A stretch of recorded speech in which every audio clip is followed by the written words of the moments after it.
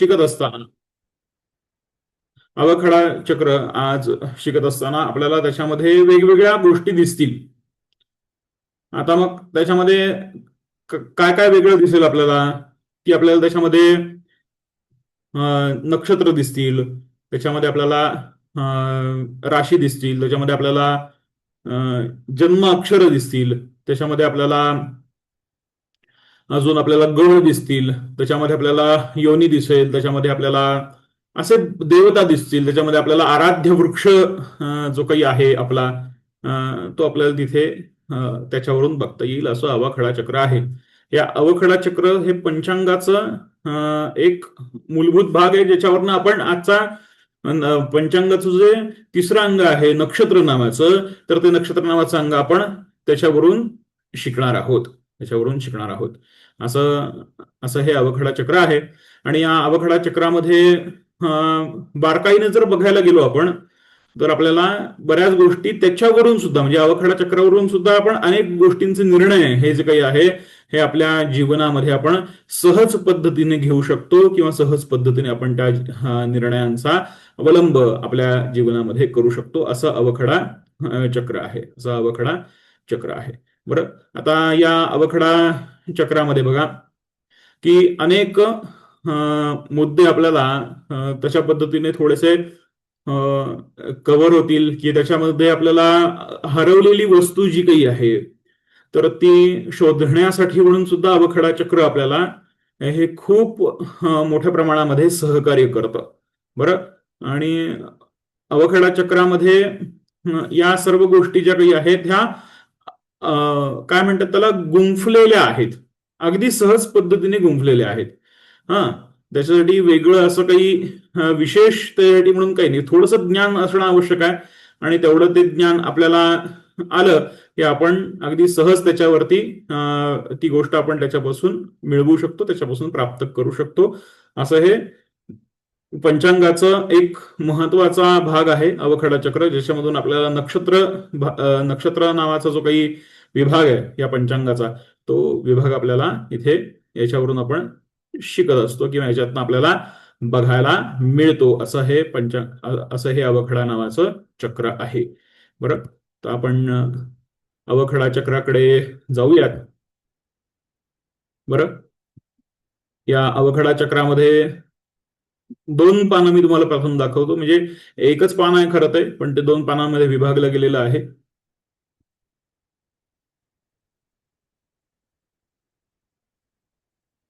बघा, हे अवघडा नावाचं चक्र आहे. अवघडा नावाचं चक्र आहे. या अवघडा नावाच्या चक्रामध्ये प्रथम इथे वरती दर्शनीय भागामध्ये हा पहिला कॉलम आहे, लक्षात ठेवा. याच्यामध्ये नक्षत्र आहेत, त्याच्या पुढे नाडी, योनी असं दिलेलं आहे, गण दिलेले आहेत, आराध्य वृक्ष तिथे दिलेला आहे, दान दिलेलं आहे, त्याची देवता दिलेली आहे, मुख दिलेलं आहे, त्याची दृष्टी दिलेली आहे, स्वामी, तत्व आणि संज्ञा असं इथे या गोष्टींचे उल्लेख यांनी इथे अवघडा चक्रामध्ये केलेले आहेत. बरं, आता याच्यामध्ये हे लक्षात ठेवा की ज्या वेळेला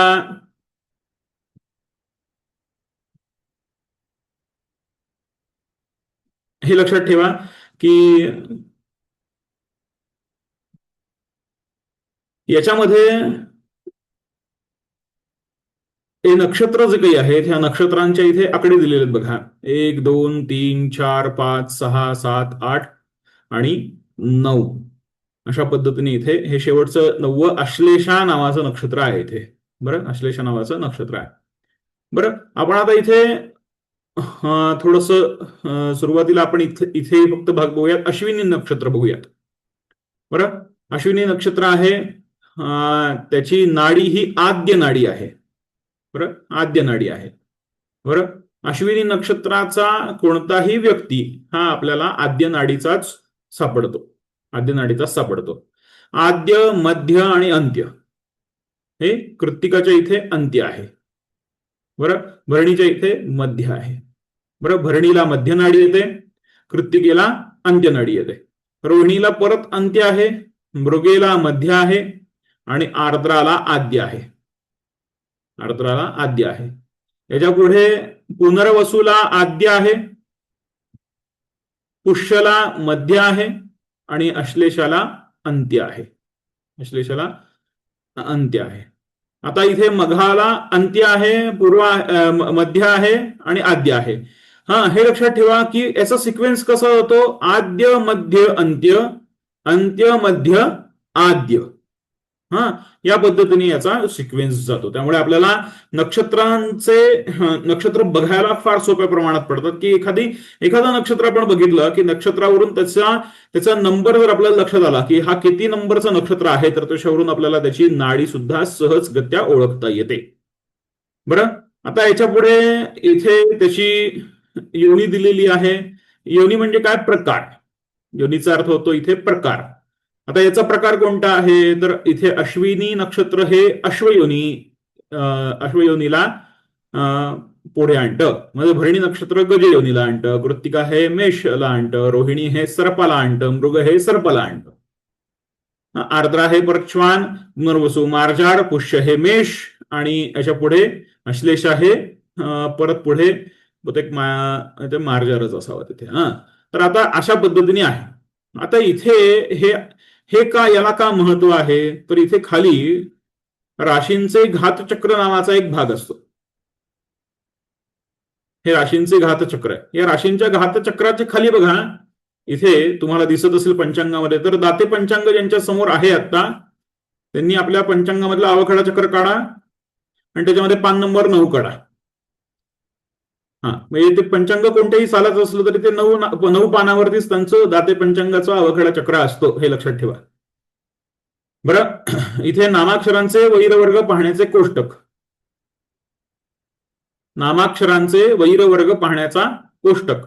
स्वकीय वर्गापासून 5वा वैरवर्ग जाणावा असं इथे दिलेलं आहे. स्वकीय वर्गापासून 5वा वैरवर्ग जाणावा असं इथे दिलेलं आहे. आता इथे बघा वरती इथे त्याची इथे आपल्याला योनी वगैरे दिलेली होती. बरं, आणि त्या याच्यानुसार इथे ते सगळ्या गोष्टी येतात.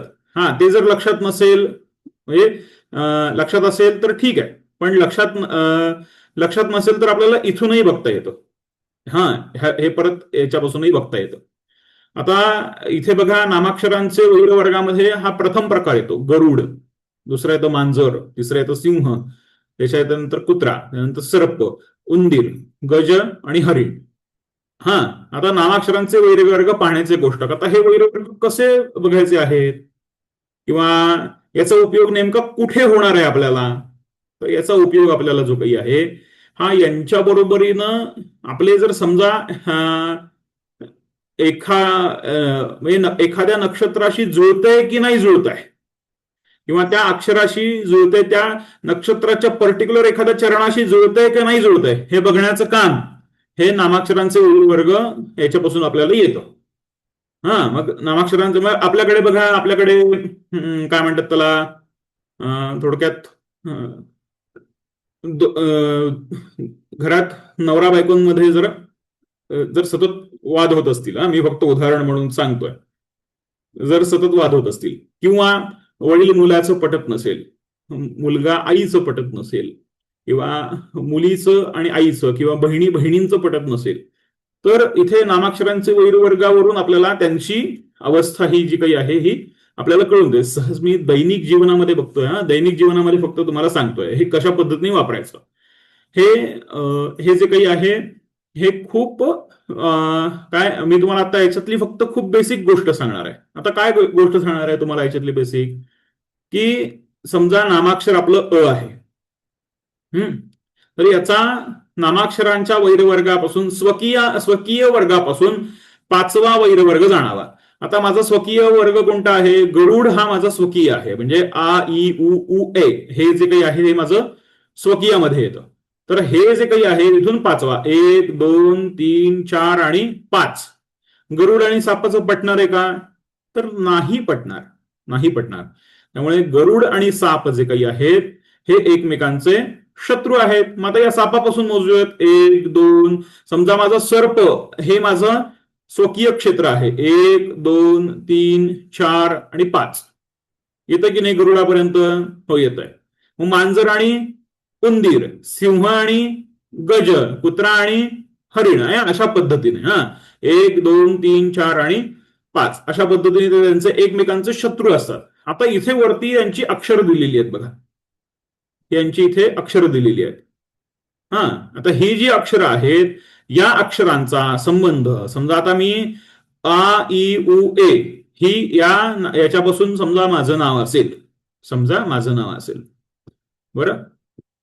तर मी ज्या वेळेला एखादी गोष्ट करतो, मी माझा व्यवसाय सुरू करतोय समजा, तर मी त थ द ध न यापैकी कोणतंही अक्षर वापरून त्याचा व्यवसाय करणार नाही. मी माझ्या मुलांचं मुलींचं नाव याच्यापैकी ठेवणार नाही, कारण ते माझ्या वैर वर्गामध्ये जाणार आहेत. हा, मग तद्वत आपण समजा एखादी गोष्ट करतो आहोत, की एखाद्याशी मित्र, नवीन एखादा माणूस आपल्या ओळखीमध्ये येतोय आणि नवीन एखाद्या माणसाशी आपली मैत्री होतीये, तर आपण याच्यावरून पण सुद्धा आपलं पुढचं नातं त्यांच्याबरोबर कसं जाणार आहे हे थोडक्यात आपण ओळखू शकतो, की इथे वैर आहे का नाही, कसं आहे, या पद्धतीने. खूप बेसिक आहे हे ऍडव्हान्स तर याच्यामध्ये अजून पुढच्या याच्यामध्ये आपण बघूयात कधी, जर कोणी ज्योतिष वर्गाला आलं तर त्यांना ते सांगता येईल. पण आता तर या पंचांग वाचन वर्गामध्ये हे बेसिक एवढं बास झालं, की इथून हे एवढं फक्त या पद्धतीने बघावं. बरं, चला आता इथे पुढे आपण अवखडा चक्राकडे येऊयात, कारण हे इतकं डिटेल आहे ना अवखडा चक्र, की यालाच आपल्याला आजचा पूर्ण दिवस जो काही आहे हा पूर्ण दिवस लागणार आहे. बरं, आता बघा याच्यामध्ये आपण इथे पहिल्यांदा त्यांची नाडी बघितलेली आहे. नाडी बघितल्यानंतर योनी बघितलेली आहे. मग याचा गण येतो. इथे देवगण आहे. अश्विनीचा देव आहे, भरणीचा मनुष्य आहे, कृत्तिकेचा राक्षस आहे, द्रोहिणीचा मनुष्य आहे, मृगेचा देव आहे, आर्द्राचा मनुष्य आहे. अशा पद्धतीने इथे त्यांचे गण आपल्याला बघायला मिळतात. या गणांवरून साधारणतः त्या राशीचा स्वभाव आपल्याला लक्षात येतो. बरं, अश्विनी नक्षत्र जे काही आहे त्याचा देवगण आहे, तर त्यांचा स्वभाव कसा असेल, तर साधारणतः देवासारखा. देव कसे असतात, तर तशा पद्धतीने. पण देव कोणते आहेत त्याच्यावर पण ते डिपेंड राहतं. बरं, अशा पद्धतीने नाहीये तसा. म्हणजे थोडक्यात त्याचा शब्दशः अर्थाने पण आपण ती गोष्ट समजून घेऊ शकतो. याचा आराध्य वृक्ष आपल्याला मात्र उपयोगाचा आहे. ह्याचा अश्विनीचा कुचला नावाचा आराध्य वृक्ष आहे, भरणीचा आवळी आवळ्याचा वृक्ष आहे, कृत्तिकेचा उंबर आहे, रोहिणीचा जांभळी आहे, मृगाचा खैर आहे. अशा पद्धतीने इथे आराध्य वृक्ष त्यांचे दिलेले आहेत. या आराध्य वृक्षांबरोबर काम काय असू शकतं आपलं, की आराध्य वृक्षांना आपण कशा पद्धतीने जवळ करू शकतो, तर आराध्य वृक्ष जे काही आहे या आराध्य वृक्षामध्ये आपल्याला आराध्य वृक्षाच्या जवळ आपल्या आपल्या नक्षत्रांची उपासना किंवा आपलं जे नक्षत्र आहे, आपल्या नक्षत्राचा जो आराध्य वृक्ष आहे त्याची स्थापना आपल्या घरामध्ये करणे किंवा लावणे, किंवा जिथे आराध्य वृक्ष आपला असेल त्याच्या जवळ जाऊन त्या वृक्षाची उपासना करणे, त्या वृक्षाच्या सानिध्यात बसणे, ते वृक्ष जोपासता कसा येईल याची करणे. कारण का त्या वृक्षाचा आणि त्या नक्षत्रांच्या तारासमूहाचा विशेष संबंध, म्हणजे त्या नक्षत्र तारासमूहामधून तारका समूहामधून ज्या एनर्जी पास होतात त्याच त्या वृक्षामधून पास होतात. बरं, त्यामुळे इथे आपल्याकडे जे जे म्हणून आराध्य वृक्ष सांगितलेले आहेत, तर त्या आराध्य वृक्षाच्या जवळीनं राहणं हे आपल्या नक्षत्राच्या संदर्भामध्ये अत्यंत सोपं गणित सांगितलेलं आहे. म्हणजे तुम्ही समजा माझं नक्षत्र जे काही आहे हे भरणी माझं नक्षत्र आहे, भरणी नक्षत्रावरती माझा जन्म झालेला आहे, आणि भरणी नक्षत्रावरती माझा जन्म जेव्हा होईल त्यावेळेला मी काय करीन, की माझ्या घरामध्ये ज्या वेळेला कोणतंही मंगल कार्य असेल त्यावेळेला मी काय करीन, प्रथम माझ्या कुलदेवतेला त्या मंगल कार्याचं निमंत्रण देईन, त्याच्यानंतर ग्रामदेवतेला देईन, त्यानंतर घरातल्या देवांना देईन, आणि त्याचबरोबरीनं माझा जो आराध्य वृक्ष आहे त्या आराध्य वृक्षाला सुद्धा जाऊन मी ती गोष्ट सांगेन. म्हणजे ज्या वेळेला आपल्याला कोणतंही महत्वाचं कार्य करायचं असेल तर त्यावेळेला आपला जो आराध्य वृक्ष जो काही आहे त्या आराध्य वृक्षाच्या जवळीनं त्याच्याशी संवाद साधणे, त्या वृक्षाच्या जवळीनं जाणे, त्या वृक्षाच्या सन्निध बसणे हे आपल्या यशाचं एक मोठं गमक आहे. म्हणून भरणीचा, म्हणजे माझा भरणी नक्षत्रावरती जन्म झालेला आहे म्हणून मी आवळ्याची पूजा करतो, किंवा आवळ्याचं झाड हा माझ्या जीवनाचा एक अविभाज्य अंग आहे. मी माझ्या घरामध्ये त्याचं सगळं सगळं काही जे काही आहे ते ठेवतो, असा त्याचा अर्थ होतो. अशा याने अशा पद्धतीने याला भरपूर आयाम आहेत. हे अशाच पद्धतीने केलं पाहिजे अशातलाही काही भाग नाही. याने आपले नक्षत्र दोष सुधारतात. म्हणजे नक्षत्रामध्ये येणारे जे दोष आहेत हे दोष हे आराध्य वृक्षाने सुधारून जातात. बरं, आता याचं दान आहे, इथे दान सांगितलेलं आहे. आपल्या समजा माझा आता उदाहरणार्थ उदाहरण म्हणून घेऊयात. पुनर्वसू नक्षत्रावरती माझा जन्म झालेला आहे. मी माझं का घेतो, कारण असं कोणाचं दुसऱ्याचं असं वाईट नको वाटायला म्हणून सगळी नक्षत्र मी मनाच लावून बघतो की या नक्षत्रावरती माझा जन्म झाला असेल तर काय होईल. आता हे पुनर्वसू नक्षत्रावरती समजा माझा जन्म आहे. बरं, तर त्यावेळेला आणि हे वाचताना पण व्यवस्थित वाचायचं बरं. नाही, इथे गंमत काय झाली तुम्हाला सांगतो. मागच्या एकदा पंचांग वाचन वर्गामध्ये मी पंचांग वाचन वर्ग शिकवला. पंचांग वाचन झाला आणि पंचांग वाचन वर्ग झाल्यानंतर मला एक फोन आला. मी बोललो त्यांच्याशी. त्यांचं म्हणणं असं होतं की मला ही देवता कुठे सापडत नाहीये. म्हटलं कुठली देवता सापडत नाहीये. ते म्हणाले की तुम्ही पंचांगामध्ये जी दिलेली देवता आहे ती देवता सापडत नाहीये. म्हटलं पंचांगात दिलेली देवता सापडत नाहीये. ते म्हणाले की शास्त्रामध्ये मला ही कुठे देवता बघायलाच मिळाली नाही. म्हटलं कुठली देवता बघायला मिळाली नाही. ते म्हणाले की तीळ अदिती नावाची देवता आहे ती देवता आम्हाला बघायला मिळाली नाही. मी पण थोडासा कन्फ्युज झालो. म्हटलं तीळ अदिती नावाची देवता कुठे आहे. म्हणून मी परत पंचांग काढून बसलो. म्हटलं मी पण पहिल्यांदा वाचतोय. आदिती नावाची देवता आहे पण ती एखाद्या विशिष्ट नक्षत्रावरती आहे. म्हणून मी ते बघितलं तर त्या आदितीच्या बाजूला तो तीळ दिलेला आहे. म्हणजे तीळ हा दानाची वस्तू आहे. म्हणून ते वाचताना सुद्धा थोडंसं तसे कॉमा कुठे आहे, त्याच्यामध्ये काय दिलेलं आहे की नाही याचं हे थोडंसं समजून घेऊन मग पुढे त्या गोष्टी वाचायच्या किंवा त्या गोष्टी करायच्या. तर त्यामुळे अशी ती गोष्ट आहे. आता इथे समजा पुनर्वसू नक्षत्रावरती माझा जन्म झालेला आहे. तर पुनर्वसू नक्षत्रावर मला एखादी गोष्ट दान द्यायची असेल एखाद्याला, तर मी काय देईन तर उडीद आणि तीळ यांचं मी दान करीन.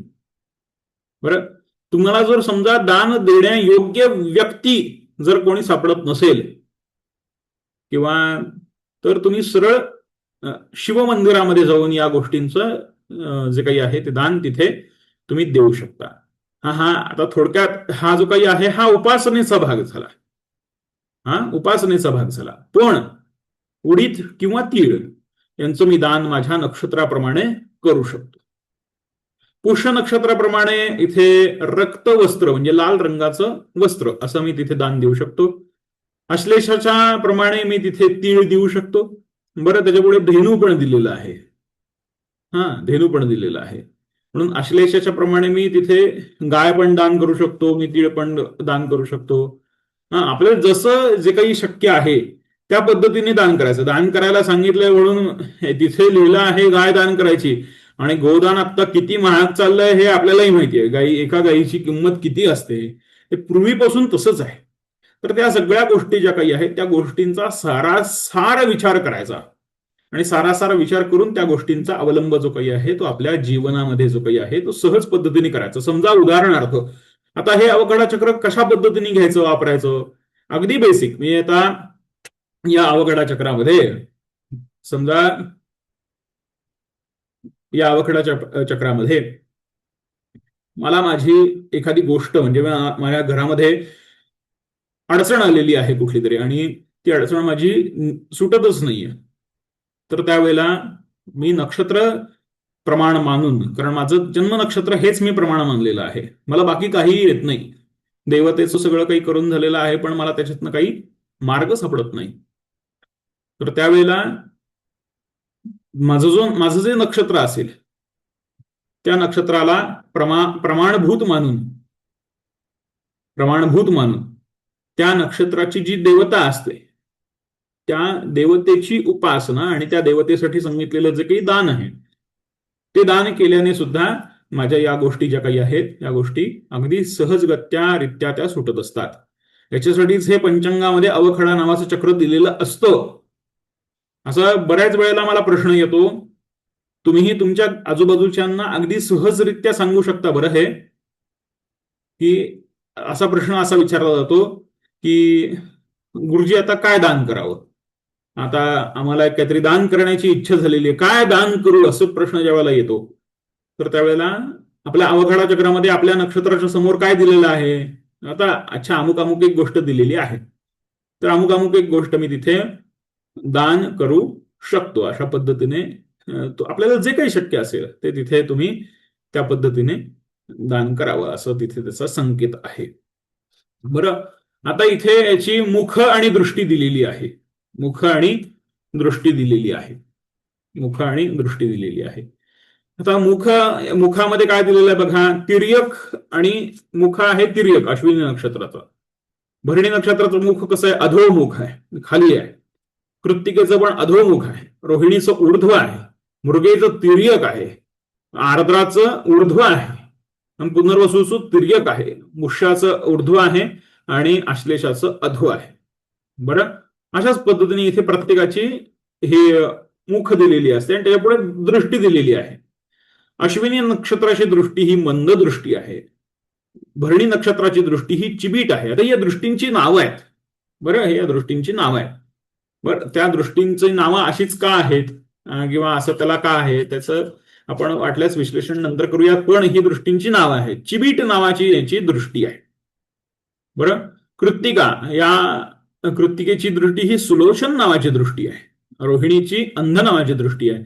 मृगाची मंद आहे. अशाच पद्धतीने ते पुढे चालत राहतं. ते आपल्या इथे नक्षत्रावरती बघायचं की आपल्या नक्षत्राची दृष्टी कशी आहे.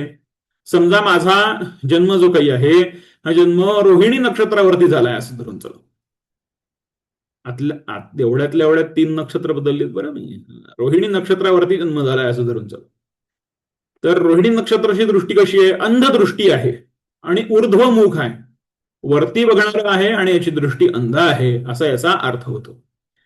आता याचा आमच्या जीवनामध्ये काय उपयोग आहे असा प्रश्न येतो की नाही आपल्याला, की हे अवघडा चक्र का वापरायचं. या अवघडा चक्रामध्ये गंमत अशी आहे की अवघडा चक्रामध्ये पान नंबर 9 वरती याचं विश्लेषण दिलेलं आहे. याचं काय विश्लेषण आहे बघा. याचं विश्लेषण असं आहे, इथे बघा, इथे धनु, मकर, कुंभ आणि मीन याच्या खाली एक प्रकरण दिलेलं आहे. याला टीप असं इथे असं म्हटलेलं टीप. त्यापुढे काय म्हटलंय, मुहूर्त प्रकरणामध्ये जिथे अभिजित नक्षत्र घेण्यास सांगितले असेल तिथे उत्तराषाढाचा शेवटचा चौथा व श्रवण नक्षत्राचा पहिला हिस्सा मिळून होणाऱ्या भागास अभिजित नक्षत्र म्हणजे त्याची दृष्टी चिबीट ही संज्ञा आणि क्षिप्रव तत्व पृथ्वी आहे असं समजावे. तर इथपर्यंतचा भाग आपल्या काही कामाचा नाही म्हणण्यापेक्षा तो आत्ता काही विचारात घेतला नाही तरी चालेल. आता तो विचारात घेतला. हा ज्योतिषी वर्गाचा भाग आहे. आता पुढे जाऊया. अंध व मंद दृष्टी असलेल्या नक्षत्रावर वस्तू हरवल्यास अनुक्रमे पूर्वेस व दक्षिणेस बहुधा सापडते. समजा एखादी वस्तू हरवली तर तुम्ही कुठे शोधाल. आजचं नक्षत्र बघायचं लगेच. आजच्या दिवसाच्या नक्षत्रावरती जर एखादी गोष्ट हरवली असेल, आजचं काय नक्षत्र आहे आपल्या इथे वरती आहे. बरं, आजचं काय नक्षत्र आहे आपण बघूयात लगेच. समजा एखादी गोष्ट हरवली असेल, कोणाची हरवली असेल आणि सापडली तर लगेच दक्षिणा पाठवून द्या बरं. गंमत करतोय तो नाही भाग. पण इथे गोष्ट अशी आहे की आजचं नक्षत्र काय बघूयात. आणि एवढे जण जॉईन आहेत ना, 60 जणांपैकी काहीतरी हरवलं असेल की कोणाचं नसेल हरवलं म्हणा, गोष्ट सोडून द्या. आज काय आहे तारीख, 10 तारीख आहे. आज 10 तारीख आहे. इथे कालाष्टमी आहे आज. कालाष्टमीला नक्षत्र कोणतं आहे, हस्त नक्षत्र दिलेलं आहे.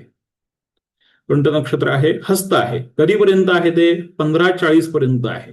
दुपारी 3:40 आहे.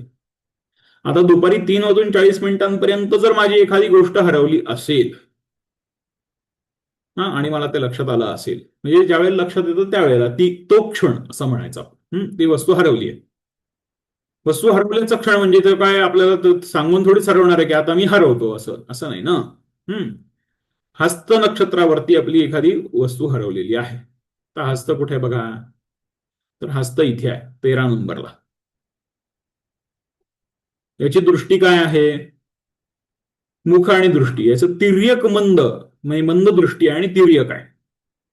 बरं, आता 3:40 पर्यंत असेल तर आता 3:40च्या नंतर कोणतं नक्षत्र आहे ते पण बघून घेऊयात ना. 3:40च्या नंतरचं नक्षत्र जे काही आहे हे माझं चित्रा नक्षत्र आहे. कोणतं नक्षत्र आहे, चित्रा नक्षत्र आहे. आता त्याच्याच पुढे 14 नंबरचं नक्षत्र. या चित्रा नक्षत्राची दृष्टी काय आहे, तिर्यक आणि चिबीट नावाची त्याची दृष्टी आहे. तिर्यक, मुख आणि चिबीट असं आहे. आणि आता आपण इथे याचा निर्णय बघूयात.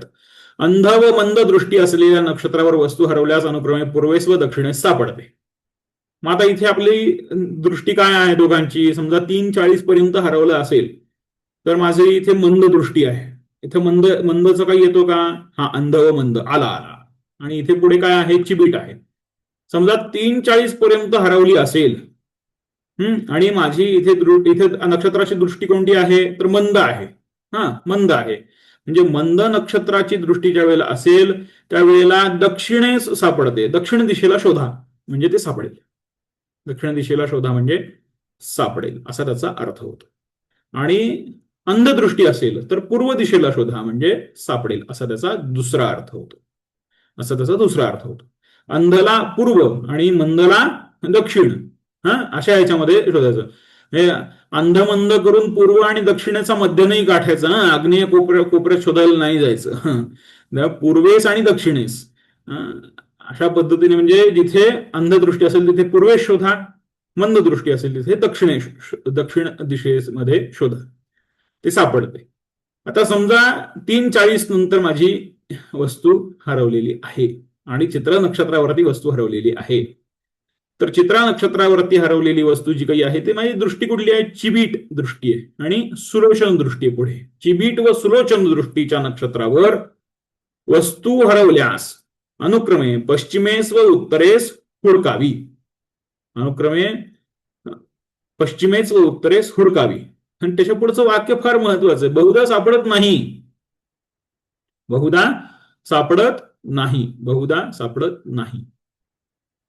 प्रयत्न करायला हरकत नाहीये, प्रयत्न करायचेच आहेत, पण शक्यतो इकडे सापडत नाही आणि इकडे सापडते, बहुधा सापडते. म्हणजे अंध आणि मंद ही दृष्टी असेल तर बहुधा सापडते. चिबीट आणि सुलोचन दृष्टी असेल तर ती सापडत नाही. अशा पद्धतीने इथे अनुक्रम हे दिलेला आहे. बरं, बहुधा सापडत नाही. आता समजा चिबीट दृष्टी असेल तर पश्चिम दिशेमध्ये आणि सुलोचन दृष्टी असेल तर कुठे, उत्तर दिशेला, ती शोधावी. पण बहुधा सापडत नाही. सापडली तर वेल अँड गुड, पण शक्यता कमी असते. म्हणजे इथे पर्सेंटेजमध्ये प्रमाण, समजा इथे 95% प्रमाण असेल सापडण्याचं, तर इथे 95% प्रमाण असतं न सापडण्याचं, असं 5% प्रमाण असतं सापडण्याचं. असं दोघांमध्ये आपण 5-5%चं अंतर इथे ठेवून देऊया. आता इथे पुढे दिलं बघा, अधो, तिर्यक, ऊर्ध्व, मुख असलेली नक्षत्रे अनुक्रमे कठोर, मध्यम व कोमल असतात. अधो, तिर्यक आणि ऊर्ध्व मुख असलेली नक्षत्रे, अधो, तिर्यक आणि ऊर्ध्व ही मुख आहेत. अधो, तिर्यक आणि ऊर्ध्व ही जेव्हा मुख असतात त्यावेळेला अधोमुख हे कसं असतं, तर कठोर आहे. तिर्यक कसं आहे, तर मध्यम आहे. आणि ऊर्ध्व कसं आहे, कोमल आहे. ऊर्ध्व कसं आहे, कोमल आहे. तर त्यामुळे इथे या गोष्टींचा वापर, म्हणजे अधो, तिर्यक आणि ऊर्ध्व यांचं मुख असलेली नक्षत्र जे काही आहेत अनुक्रमे कठोर, मध्यम आणि कोमल असतात. याचाही वापर करून, याचा दोन्हीचा, म्हणजे आता समजा आपल्याला आता काय बघा, तिर्यक मुख आहे. तिर्यक मुख आहे. तिर्यक मुख कोणाचं आहे, रेवती नक्षत्राचं तिर्यक मुख आहे. इथे रेवती नक्षत्राला तिर्यक मुख दिलेलं आहे.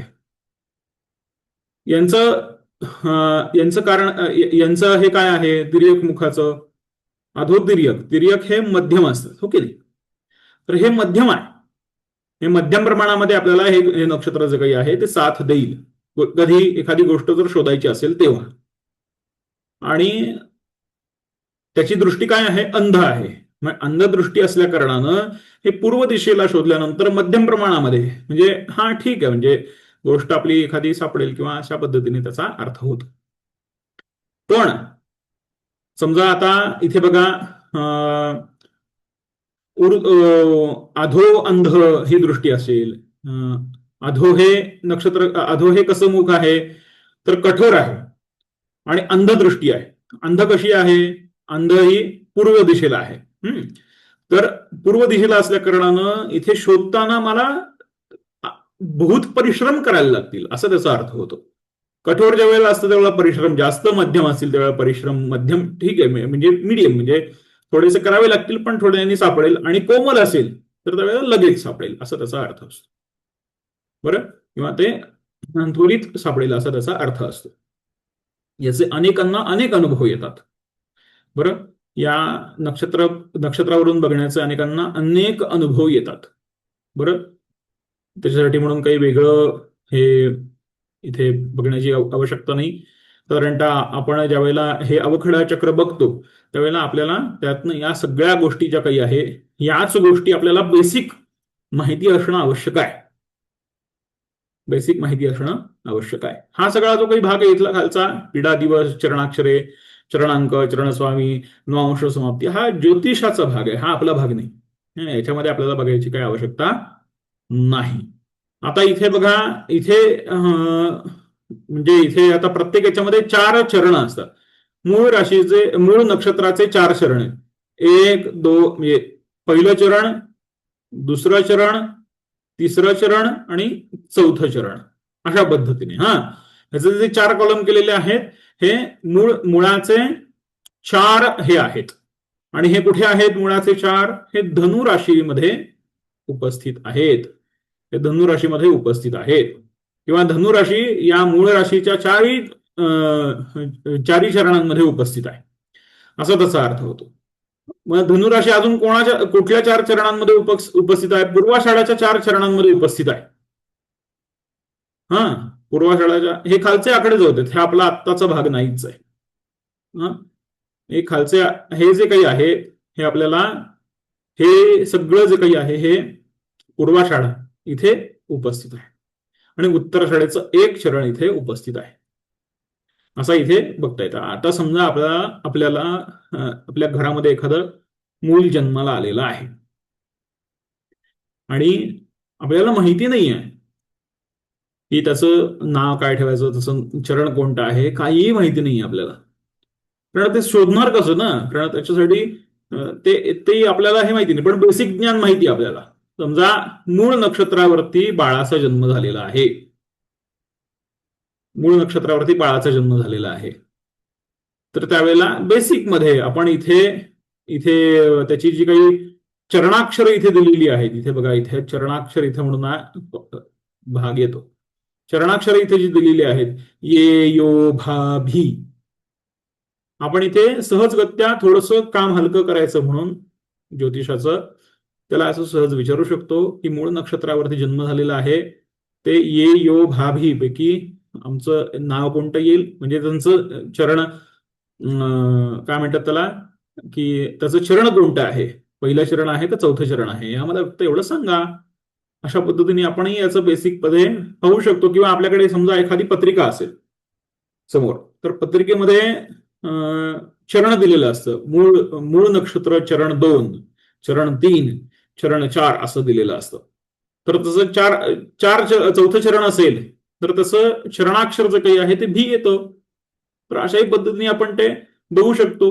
याचा वापर आपल्याला अशा पद्धतीने करता येतो. बरं, आता हा सगळा जो काही भाग आहे हा खूप, तसा बघायला गेलं तर आणखीन खूप क्लिष्ट आहे. याच्यामध्ये बहुत गोष्टी ज्या काही आहेत या बहुत गोष्टी आपल्याला वेगवेगळ्या माध्यमातून बघता येतात. बरं, आता आपण थोडंसं खाली येऊयात. राशींचं घातचक्र म्हणून भाग असतो त्याच्याकडे येऊयात. एक मिनिट, मी पाणी पिऊन घेतो फक्त.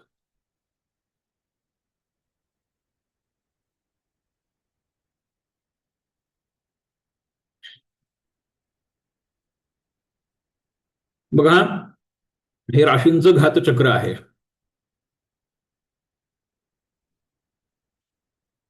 हे कधी वापरायचं आहे? प्रवास, सरकारी कामे व मुलाखती यासाठी घातचक्रातील संबंधित काळ टाळावा. हे पहिलं लक्षात घ्या. ही गोष्ट पहिली लक्षात घ्या. बरं. आणि कधी वापरायचं नाहीये? विवाह व उपनयन ह्यासाठी घातचक्राचा विचार करू नये. यासाठी घातचक्राचा विचार करू नये. आता राशींचं घातचक्र आहे. उदाहरणार्थ उदाहरण घेऊयात ना आपण. उदाहरणार्थ माझी रास सिंह आहे.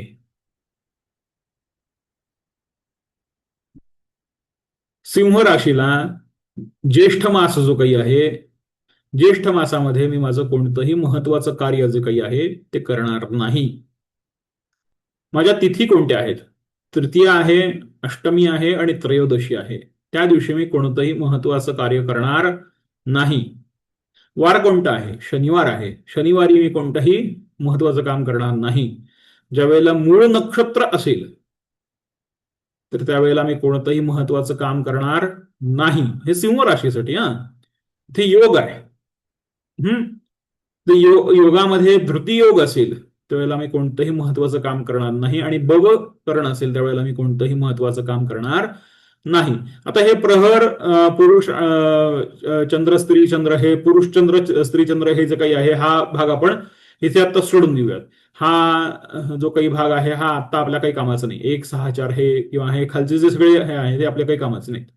हे इथपर्यंत आपण फक्त बघूयात. हे लक्षात आलं का? मेसेज करून सांगा मला हो नाही. अशाच पद्धतीने सर्व राशींचं हे चक्र आहे.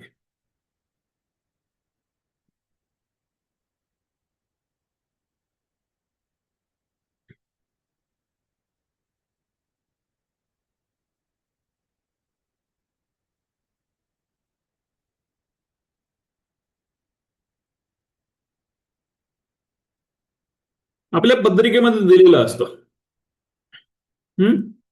स्वतःचं नक्षत्र कोणतं आहे हे कसं समजेल? आता आपल्या पत्रिकेमध्ये दिलेलं असतं. पत्रिकेच्या सुरुवातीलाच आपलं नक्षत्र दिलेलं असतं, जन्म नक्षत्र. त्या जन्म नक्षत्रावरून आपल्या सगळ्या गोष्टी ज्या काही आहेत त्या बघता येतात. आता अजून एक मुद्दा तुमच्याकडे लिहून ठेवा.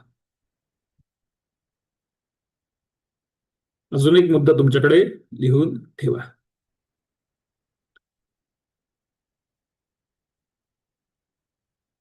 समजा माझा जन्म, आता नक्षत्र बदललं पाहिजे ना. आता विशाखा नक्षत्रावरती झालं आहे. आता विशाखा नक्षत्र घेऊया, त्याला कशाला वाईट टाकायचं? ओके, खालच्या लाईनला आपण घेतलंच नाही फारसं. विशाखा नक्षत्रावरती जन्म माझा झालेला आहे. तर माझ्या नक्षत्राच्या अलीकडे येणारं जे नक्षत्र आहे स्वाती नावाचं नक्षत्र, अलीकडे येणारं जे नक्षत्र आहे, मला इथे बाण काढायचं होता, हे समजून घ्या. थोडंसं काहीतरी वेगळंच झालंय. हे स्वाती नावाचं जे नक्षत्र आहे, आता थोडाफार बाण तरी वाटतोय. स्वाती नावाचं जे नक्षत्र आहे, हे नक्षत्र ज्या वेळेला असेल, हा नियम सर्वांसाठी लागू आहे. ज्यावेळेला विशाखा नक्षत्रावरती माझा जन्म झालेला आहे आणि ज्या वेळेला स्वाती नावाचं नक्षत्र हे ज्या वेळेला उपस्थित असेल त्यावेळेला मी माझं कोणतंही महत्वाचं काम केलं तरी त्याच्यामध्ये मला यश मिळणार आहे. हाच नियम सर्वांसाठी लागू होतो. हे उदाहरणार्थ मी हा नियम एवढा लक्षात ठेवा की ज्या वेळेला माझं उत्तरा, आता आपण कालच्या याच्यामध्ये येऊयात. काल आपण उत्तरा आणि पूर्वा असं इथे घ्यायचं राहिलं होतं. तर आता इथे हे जे काही उत्तरा समजा माझं नक्षत्र आहे, उत्तरा नक्षत्रावरती माझा जन्म झालेला आहे आणि मी पूर्वा नक्षत्र ज्या वेळेला पंचांगामध्ये दिलेलं असेल तर त्यावेळेला मी माझं एखादं महत्वाचं काम केलं तर त्याच्यामध्ये मला यश मिळेल असं त्याचा अर्थ होतो. मग त्यावेळेला त्या दिवशी काय आहे काय नाही हे सगळं बघायचं. म्हणजे घातवार, घातचक्र हे सगळं जे काही आहे हे सगळं बघून वगैरे सगळ्या गोष्टी करून मग त्या गोष्टी करायच्या. समजा जर एखादी एखादी गोष्ट, समजा नवीन एखादी गाडी घेताय तुम्ही, तर गाडी घेताना कधी घ्याल तुम्ही? माझं समजा उत्तरा नक्षत्र, हस्त नक्षत्रावरती जन्म झालेला आहे, तर ज्या वेळेला हस्त नक्षत्र, उत्तरा नक्षत्र ज्या वेळेला पंचांगामध्ये दिलेलं असेल आणि आपण ते नक्षत्र कसं बघायचं हेही तिथे आपल्याला आपण काल शिकलेलो आहोत.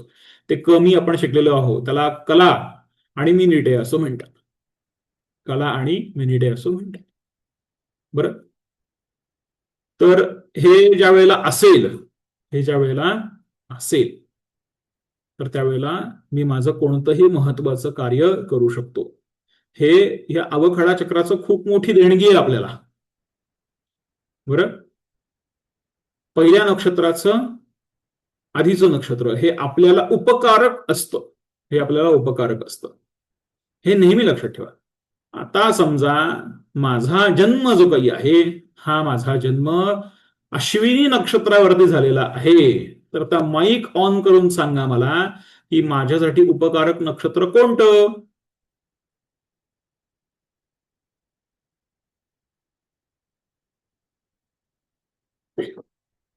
बोला पटकन, वेळ नाही आपल्याकडे.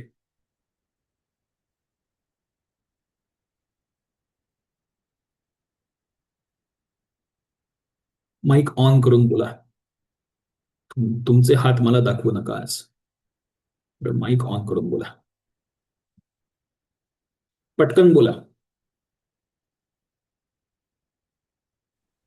रेवती रेवती रेवती रेवती शेवटचं नक्षत्र आहे. रेवती परफेक्ट. रेवती नक्षत्र. रेवती नक्षत्र. बरोबर बरोबर, अगदी बरोबर. रेवती नक्षत्र. अगदी अगदी बरोबर. बरं, रेवती नक्षत्र म्हणजे अश्विनी नक्षत्रावरती ज्या वेळेला माझा जन्म असेल, त्यावेळेला रेवती नक्षत्र हे माझ्यासाठी उपकारक असेल, कारण नक्षत्रांची सायकल असते, ती कधीही खंडित होत नाही. ती कधीही खंडित होत नाही. बरं, नक्षत्र हा जो काही भाग आहे, हा नक्षत्र भाग आपल्या इथे पृथ्वीवरून ज्या 27 नक्षत्रच आपण फक्त जी बघू शकतो, जे 27 तारकापुंजच आपण बघू शकतो, तेच हे आहेत. बरं, म्हणजे त्याच्यामध्ये जे काही आपण प्रवास, पृथ्वीसह सगळे आपल्या पृथ्वीचा उपग्रह असलेला चंद्र हा ज्याच्यातनं प्रवास करतो, तेवढेच आणि तेवढेच आपण नक्षत्रांपर्यंत पोहोचतो. तशी नक्षत्रांची संख्या ही खूप आहे. बरं, पण हे 27 नक्षत्र जे काही आहेत, हे पृथ्वीच्या संपूर्ण याला हे विभागलेले आहेत. संपूर्ण याच्यामध्ये आपल्याला पृथ्वीवरून तेवढेच नक्षत्र आपल्याला जे काही आहेत आपल्या डोळ्यांना म्हणजे दिसतात, असा त्याचा अर्थ होतो. बरं, आता अशी ही गोष्ट आहे. आता दुसरी अजून एक गोष्ट आता सांगून ठेवतो. खरं राशीवरती माझा इतका फार भर नाही आहे, कारण मला नक्षत्र हाच महत्वाचं वाटतं, कारण नक्षत्रावरतीच सर्व गोष्टी अवलंबून आहेत. पण आता इथे राशी आहेत आणि राशींना आजच्या जीवन काळामध्ये फार महत्व आहे, म्हणून सांगून ठेवतो. इथे बघा, मेष रास इथे दिलेला आहे, इथे वृषभ आहे, इथे मिथुन आहे, इथे कर्क आहे. यांचे स्वामी जाऊ दे, इथे स्वामी मंगळ क्षत्रिय हे जाऊ दे, हा सगळा भाग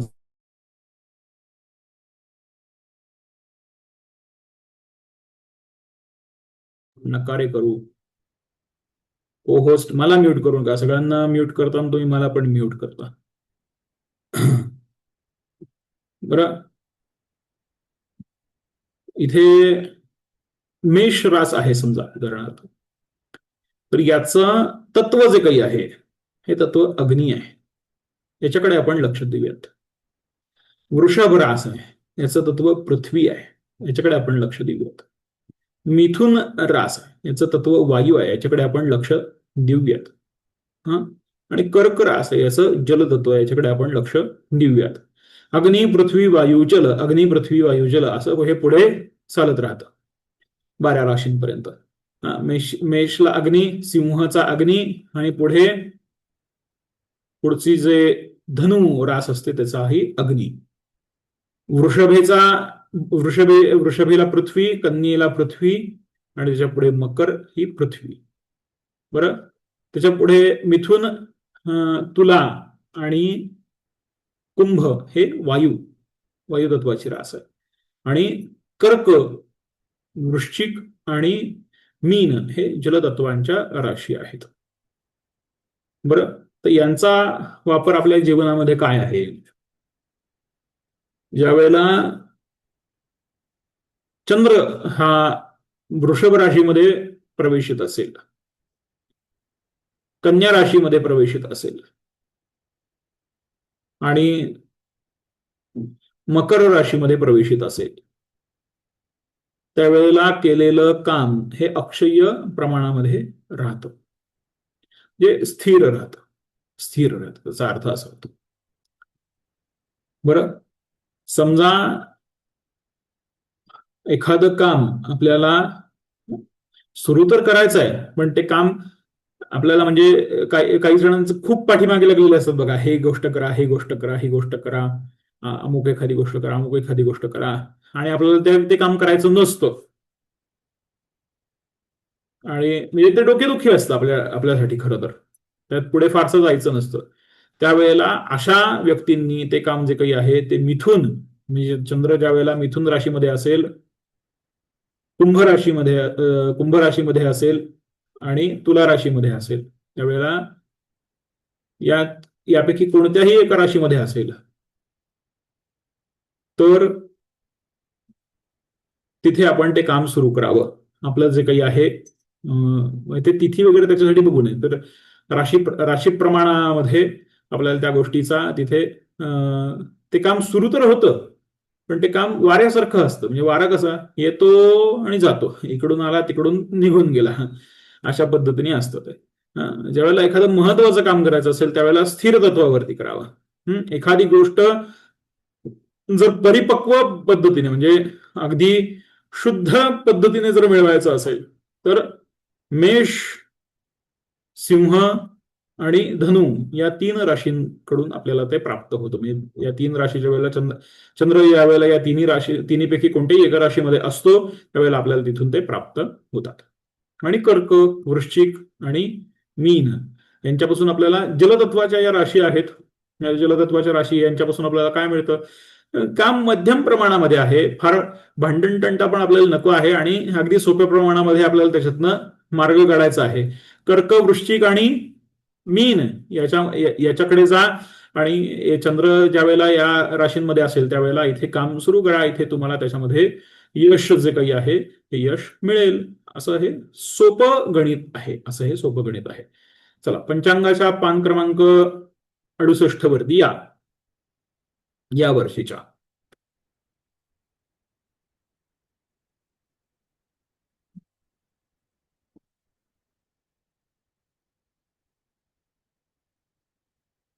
त्याच्यामध्ये इथे वाराची गणितं दिलेली आहेत.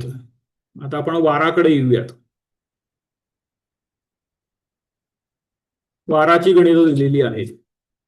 पंचांगाचा अंग आहे ना एक, तिथी, वार, नक्षत्र, योग आणि करण. तिथे आपल्याला वाराची गणितं इथे दिलेली आहेत. आता हे जे काही वाराची गणितं आहेत, या वाराच्या गणितांपैकी कोणता वार कोणत्या कार्यासाठी असा प्रश्न आपल्या समोर येतो की कुठला वार असेल. हे आपल्याला काल आपण तिथीचं बघितलं की भद्रा, जया, नंदा हे सगळे आपण काल, पूर्णा या तिथी आपण काल बघितल्या. आता इथे मला प्रश्न असा पडलेला आहे की आता समजा मला पूर्णा तिथीला एखादी गोष्ट सुरू करायची आहे. आता इथे बघा, पूर्णा तिथी कधी आहे तर 1 फेब्रुवारीला पूर्णा तिथी आहे. इथे 15 इथे असं आलेलं आहे. आणि इथे आता ही पूर्णा तिथी आपल्याला इथे प्राप्त होतीये. किंवा पूर्णा तिथी कधी आहे? 28 तारखेला आहे, 28 जानेवारी. आणि पूर्णा तिथी अजून कधी आहे? पंचमी कधी येते? तर पंचमी इथे 23 तारखेला. तर 23 तारखेला पूर्णा तिथी आहे. यापैकी 3 दिवशी पूर्णा तिथी आहे. बरं, यापैकी कोणती गोष्ट कधी करावी? समजा पूर्णा तिथीला एखादी गोष्ट मला करायची आहे, तर ज्या वेळेला सर्वसामान्य पद्धतीने एखादं शुभ कर्म किंवा एखादं कार्य हे शुभतत्वामध्ये मला सुरू करायचं असतं, आता मला वर्ग सुरू करायचा होता. याच्यासाठी मी कोणते वार निवडले? कोणते वार निवडले? तर सोमवार, बुधवार, गुरुवार किंवा शुक्रवार हे वार मी त्यामध्ये निवडतो. हे वार मी त्यामध्ये निवडतो. हे वार मी त्यामध्ये निवडतो. आता शुक्रवारी मी वर्ग सुरू केला. शुक्रवारी मी वर्ग सुरू केला.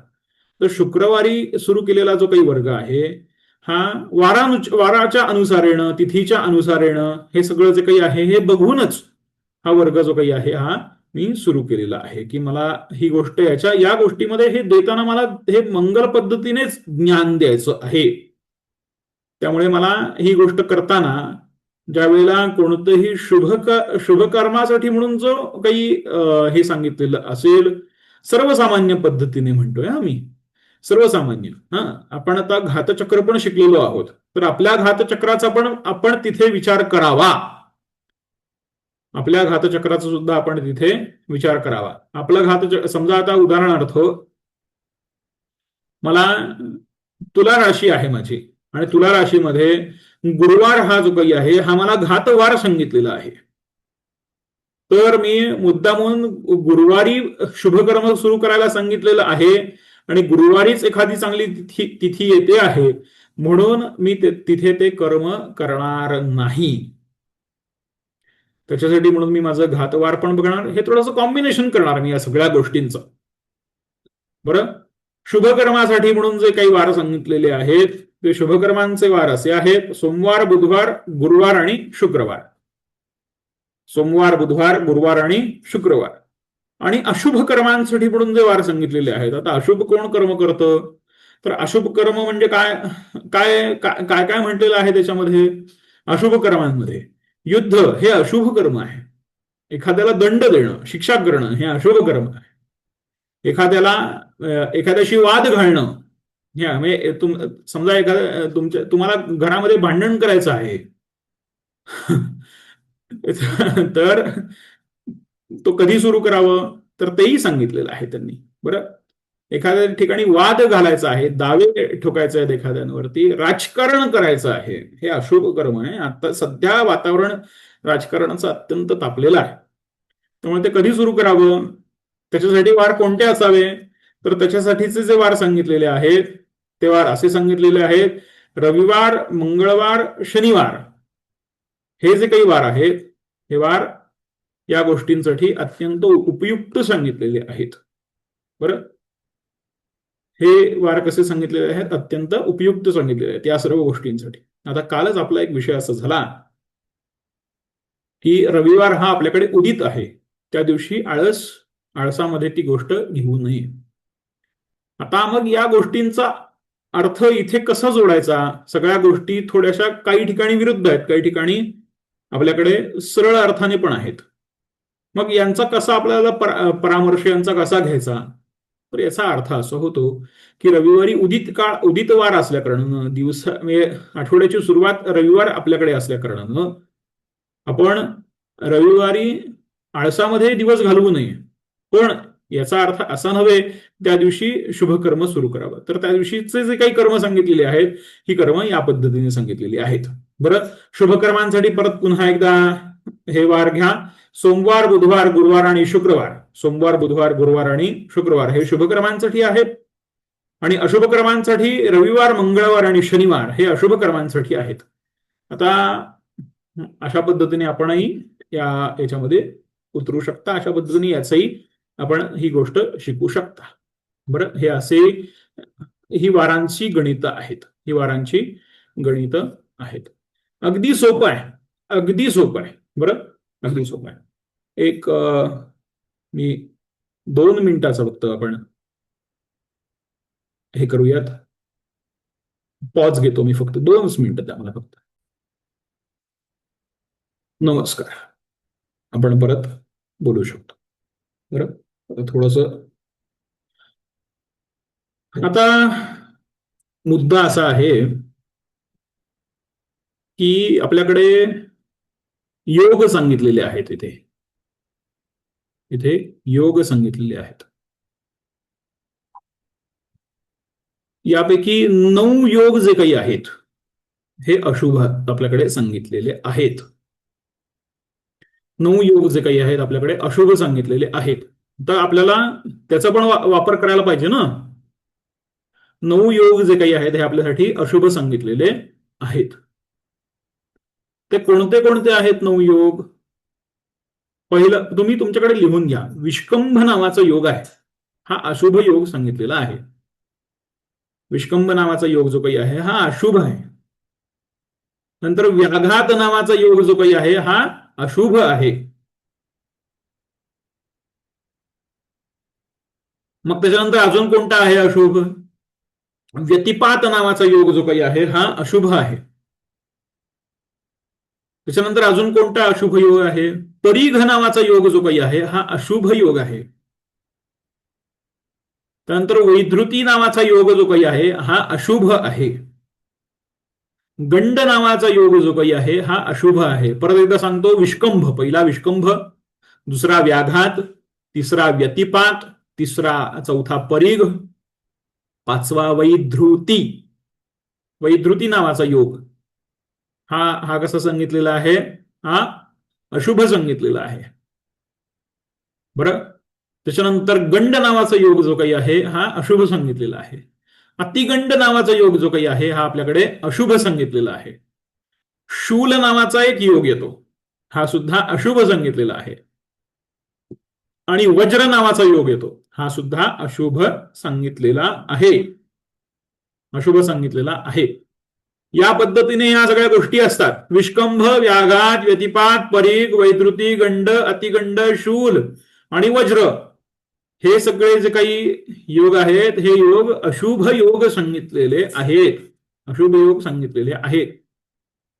मग या अशुभ योगांवरती मग आता आपण कालचं जे लेक्चर सांगितलं तुम्हाला त्याच्यामध्ये नंदा, भद्रा, जया, रिक्ता आणि पूर्णा या तिथींचा वापर करून आपल्याला आता नक्षत्र जसं सांगितलं तसं एखादं महत्वाचं काम सुरू करायचं. नक्षत्र, आपलं जे जन्म नक्षत्र आहे त्या जन्म नक्षत्राच्या अलीकडे असलेलं जे नक्षत्र आहे ते याच्यामध्ये बघायचं, हे कधी येतं वगैरे असं.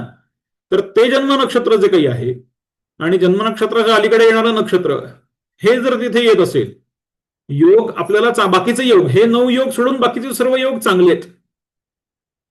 9 योग सोडून बाकीचे सर्व योग चांगलेले आहेत. मग आपल्याला बघा पंचांगामध्ये असं दिलेलं असतं, दिनविशेष. इथे पंचांगाच्या पान नंबर 68 वरती दिनविशेष इथे दिलेले आहेत. प्रत्येक पानावरती असतात पंचांगाच्या.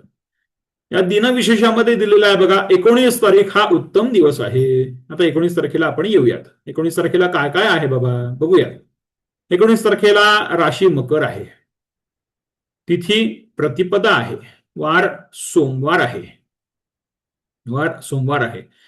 जमलं का वाराचं गणित? तिथीचं गणित नंदा तिथी आहे, वार सोमवार आहे. नक्षत्र कोणतं आहे? उत्तराषाढा आहे. आपल्याला नक्षत्रांचा संबंध जो काही आहे हा वैयक्तिकरित्या येतो. बरं. योग कोणता आहे? वज्रयोग आहे. वज्रयोग आहे. आता वज्रयोग हा कधीपर्यंत आहे? 20:45 पर्यंत आहे. 20:45 पर्यंत आहे. आणि 19 तारखेला वज्रयोग असताना सुद्धा 19 तारखेला वज्रयोग असताना सुद्धा इथे आपल्याला त्यांनी उत्तम असं सांगितलेलं आहे. उत्तम असं सांगितलेलं आहे. बरं. आता उत्तम का सांगितलेलं आहे? तर त्याचंही कारण, त्याच्याही कारणाची आपण मीमांसा इथे करूयात. इथे पुढे कर्ण सांगितलेलं आहे, किंस्तु, आणि इथे पुढे बव. आता ह्याच्या पुढे आपण कर्णाकडे तर आपण जाऊयात, हे कर्ण सोडून देऊयात. या 3 गोष्टींकडे येऊयात. ह्याच्यामध्ये प्रतिपदा आहे, नंदा आहे, सोमवार आहे आणि उत्तराषाढा नावाचं नक्षत्र आहे. पण योग मात्र वज्र आहे. योग मात्र वज्र आहे. आता ज्या वेळेला विष्कंभ असतं, व्याघात असतं, व्यतिपात असतं, परीघ असतं, वैधृती असतं, गंड, अतिगंड ही ज्या वेळेला असतात नक्षत्र, त्यावेळेला ही जेव्हा नक्षत्र असतात, हे ज्या वेळेला योग असतात त्यावेळेला हे योग तिथे आपल्याला वेगवेगळ्या गोष्टी आपल्याला आपल्या जीवनामध्ये त्यांच्या अनुषंगाने वेगवेगळ्या गोष्टी आपल्याकडे घडत असतात. असं थोडक्यात आपण ते म्हणता येईल. बरं, पण इथे आता असं म्हणता येईल, असं पुढे हे आहे की शूल आणि वज्र हे जे काही योग आहेत हे आणि व्यतिपात आणि वैधृती हे योग जे काही आहेत हे योग अशुभ मानले गेलेले आहेत. हे अशुभ मानले गेलेले आहेत. पण इथे पंचांगाने देताना आम्हाला त्या दिवशीचा दिवस हा उत्तम दिलेला आहे. हा त्या दिवशीचा देताना उत्तम दिलेला आहे. त्याचं कारण काय असा प्रश्न येतो आम्हाला. त्याचं कारण इथे येतं, इथे या पंचांगाच्या 19 तारखेच्या पुढे इथे कुंभायन म्हटलेलं आहे आणि इथे पुढे अमृत म्हटलेलं आहे. काय म्हटलेलं आहे? अमृत म्हटलेलं आहे. किती वाजून किती मिनिटांपर्यंत किंवा किती वाजून किती मिनिटांनंतर?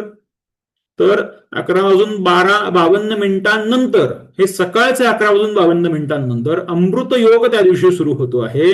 म्हणून हा योग जो काही आहे हा योग तिथे हा योग तिथे गळून पडतो किंवा या योगाचं तिथे फारसं चालत नाही. म्हणून त्या दिवसाचा दिवस कसा आहे? उत्तम आहे. त्या दिवसाचा दिवस उत्तम आहे. बरं, आता इथे 20 तारीख बघूयात. 20 तारखेला पण उत्तम दिवस असं म्हटलेलं आहे. 20 तारखेला योग कोणता आहे? सिद्धी योग आहे. किती वाजून किती मिनिटांपर्यंत आहे? रात्रीचे 8:01 हा योग आहे. सिद्धी योग होतोय. रात्रीचे 8:01 व्यतिपात लागतो आहे. व्यतिपात लागतो आहे. इथे त्याच्यानंतर अजून काय आहे? श्रवण नक्षत्र आहे. किती वाजून किती मिनिटांपर्यंतच आहे? 13:07 म्हणजे 1:07 आहे. आणि तिथी कोणती येते इथे? द्वितीया ही तिथी येते आहे. द्वितीया ही तिथे भद्रा तिथी आहे. कोणती तिथी आहे? भद्रा तिथी आहे. आणि वार इथे कोणता येतोय? मंगळवार येतोय. मंगळवार हा कशासाठी सांगितला? आता दावे प्रतिदावे भांडणं याच्यासाठी म्हणून सांगितलेलं आहे. पण तरी पण इथे उत्तम दिवस सांगितलेला आहे. त्याचं कारण काय? तर त्याचं कारण असं होतं की इथे योग हा जो काही आहे हा सिद्धी योग आहे. तर त्यामुळे काही योगांपुढे काही तत्वांपुढे सर्व गोष्टी, काही गोष्टी क्षीण होतात, काही गोष्टी हे होतात. म्हणजे उदाहरणार्थ जंगलामध्ये सगळे प्राणी राहतात. जंगलामध्ये हरिण राहत आहे, जंगलामध्ये हत्ती राहत आहे, जंगलामध्ये वाघ राहत आहे, जंगलामध्ये सिंह राहतात. त्यामुळे हे एक खूप मोठं एक जंगलच आहे असं समजा. आणि या जंगलामध्ये जर समजा हत्ती येऊन बसला तर त्याच्या पुढे वाघ सिंहाचं काही चालत नाही. पण हरिण आणि सिंह असेल तर हरिण हा चांगला योग आहे, पण सिंह हा वाईट योग असेल तर तिथे मात्र त्या याचं म्हणजे चांगल्या योगाचं काही चालत नाही. तिथे त्या वाईट जे काही असतं तर त्याचाच प्रभाव जास्त पडतो. अशाच तत्वाने ही गोष्ट आहे असं समजा. बरं, तर अशा पद्धतीने ही गोष्ट आहे. इथे ही गोष्ट अशा पद्धतीने बघावी.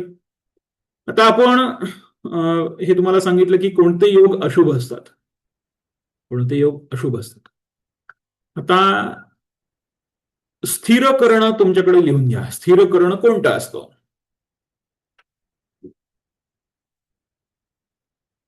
त्याचा उपयोग कशासाठी येतो? एखादी गोष्ट स्थिर करायची असेल, म्हणजे एखादी गोष्ट आपल्याला चांगली टिकवून ठेवायची असेल तर त्या करणावरती ती गोष्ट करावी, म्हणजे ते स्थिर राहते. बरं, तर शकुनी, चतुष्पाद, नाग आणि किंस्तघ्नू नावाचं करण आहे. हे करण स्थिर करण म्हणून प्रसिद्ध आहेत. ही करण स्थिर करण म्हणून प्रसिद्ध आहेत. तर याच्यावरती हे करण ज्या वेळेला असतील तर त्यावेळेला आपल्याला तिथे एखाद्या गोष्टीला स्थिरत्व द्यायचं असेल तर ते स्थिरत्व तिथे येतं. या सगळ्या गोष्टींचा बारकाईने विचार करायचा असतो पंचांग बघताना. हे पंचांग बघण्याचं खूप मोठं गमक आहे. हे पंचांग बघण्याचं खूप मोठं गमक आहे.